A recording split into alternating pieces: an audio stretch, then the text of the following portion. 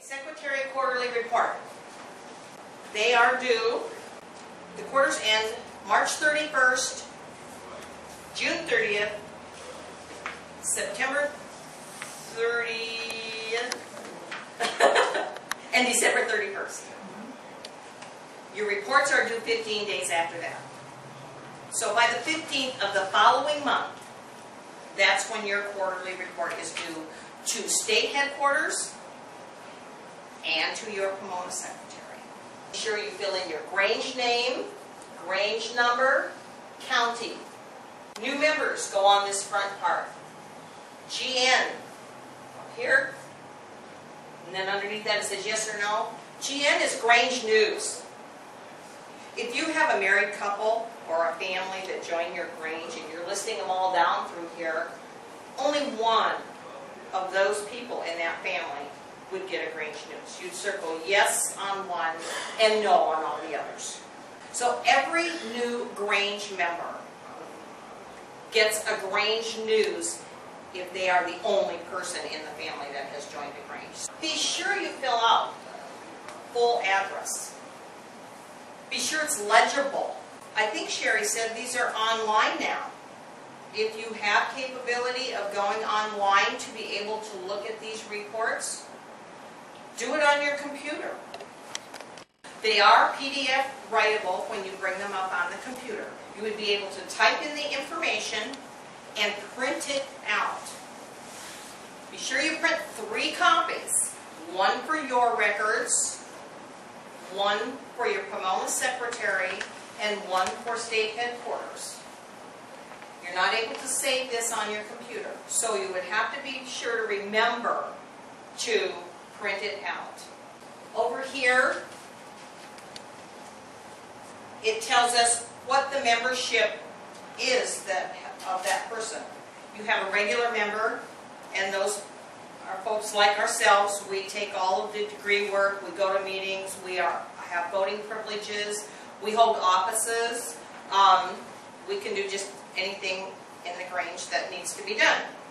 Family member, that is a specific membership that each Grange needs to vote on whether they will accept family memberships or not, because it makes it cheaper for an entire family to be able to join the Grange. And I think many Granges are doing that now. It also makes a difference on the amount of dues that get charged to you on your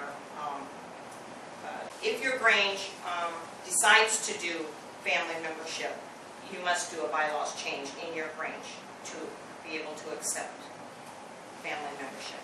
Yeah, if there are any questions about your bylaws and you don't know where your current bylaws are in your records, just call Sherry here at state headquarters and she'll send you a copy if they're on record. And she'll tell you if they're not. Bylaws should always be sent in to state headquarters. The 4th line says demit. That's if you have a member that comes to you from another Grange. When someone comes into your Grange from another county, be sure if they want to come into your Grange, they can affiliate with your Grange. Maybe they want to stay members of their previous Grange, and then they would affiliate with your Grange. But if they want to demit and become an actual member of your Grange, you need to let Sherry at state headquarters know that. So that would be part of your quarterly report. Members you have lost in the past quarter.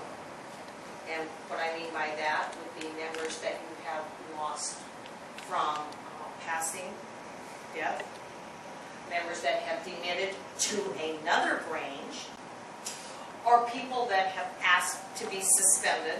They no longer want to be a Grange member, which we hope that doesn't happen, but sometimes it does. Or for non-payment of dues. If you're going to suspend someone for non-payment of dues, you cannot suspend them until after the 1st quarter, because you have to give them the benefit of the doubt after 3 notices for their payment. Then on your 2nd quarter, if you still haven't paid you, make sure that you give the city, you don't have to give the entire address, but at least give the city of the person that has passed and a full name. List all members' changes down here. That's change of address, that's name changes, Grange news. Anything that's changed that we need to fix on our records goes down here. Make it clear what that change is.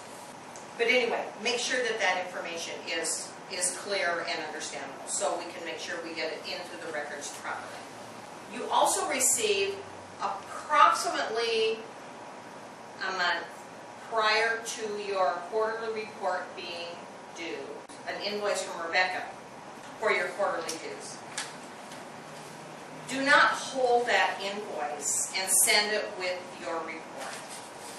Pay the bill and send it back in and get it out of your hair. Just write your check and send it at your very next meeting. And please hear me when I say this. You must have all 4 quarter reports in order to have voting rights at state convention. And make sure that you get those quarterly reports in. Maybe there's not a thing on that report that's changed. And that's okay. But fill out the top portion of it on the front page that says your Grange, your name and your county, and what quarter it is with the year. You sign it and put your phone number and have your master sign it. And just put a diagonal line across it, no change. Are there any questions on the quarterly reports? Any at all? On the fees down below. The fees. Do we fill those out and send a separate check? Are we billed, or how does that work? If you have a new individual associate member, you just write $1 there, or family member fee $2, or reinstated $1. And what Rebecca will do, will bill you on your next invoice for that amount that you have placed at the bottom.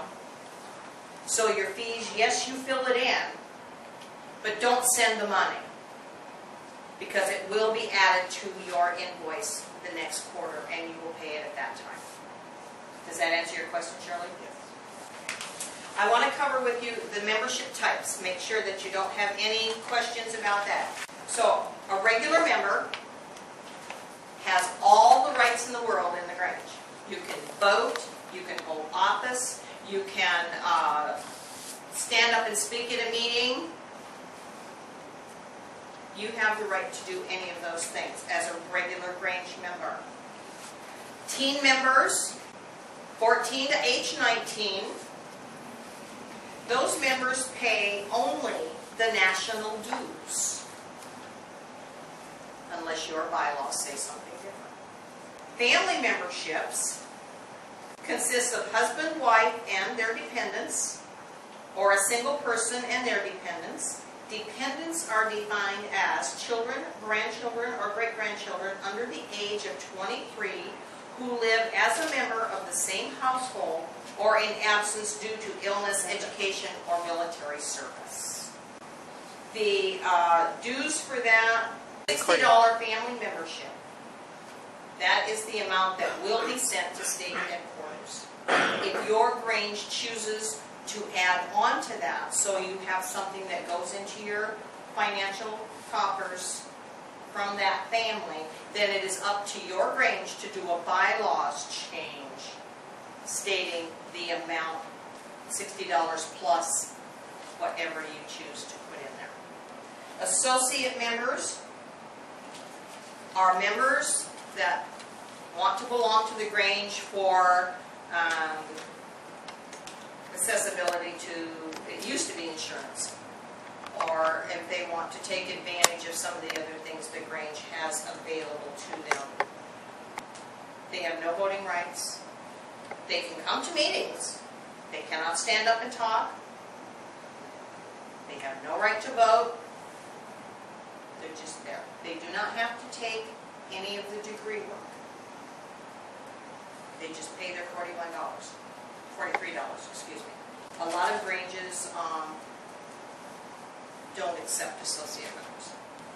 Affiliate members means you belong to one Grange, such as I belong to Mossy Rock Grange. But I want to go to another Grange and help them out because they're struggling a little bit and they need people to come to their meetings and help them. So I affiliate with Silver Creek Ethel. I pay them the difference between the state and national dues for their dues. Any regular Grange member may affiliate with one other Grange. When you affiliate with that Grange, you may hold office in that Grange. You are in that Grange just the same as you are in your home Grange. Are there any other questions on the affiliate? Okay, the next membership that we have is the lifetime membership. And I so advocate this because this lifetime membership, it's a one-time fee based on your age. And this money goes into a trust fund here at state headquarters that they have set up.